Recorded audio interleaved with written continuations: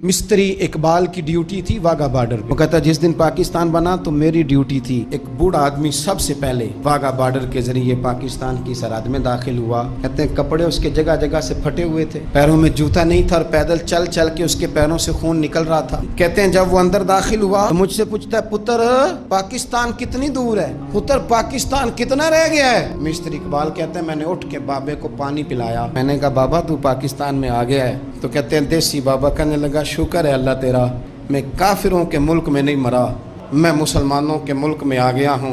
कहते हैं ये लफ्ज़ कह के उसने ऊंची आवाज़ में ला इलाहा इल्लल्लाह मुहम्मद रसूलुल्लाह पढ़ा और उसकी रूह परवाज कर गई। इन जज्बों के नीचे ये वतन बना है। आप यकीन करें हमें पाकिस्तान से बड़ा प्यार, इसलिए कि हमारा कोई इरादा नहीं कि हमारे बच्चे यूरोप शिफ्ट हों। ये हमारा वतन है, हम इस वतन में बसेंगे, हमारी नस्लें रहेंगी, लेकिन शर्त यह है कि इस वतन में रसूलुल्लाह के निज़ाम का झंडा बुलंद किया।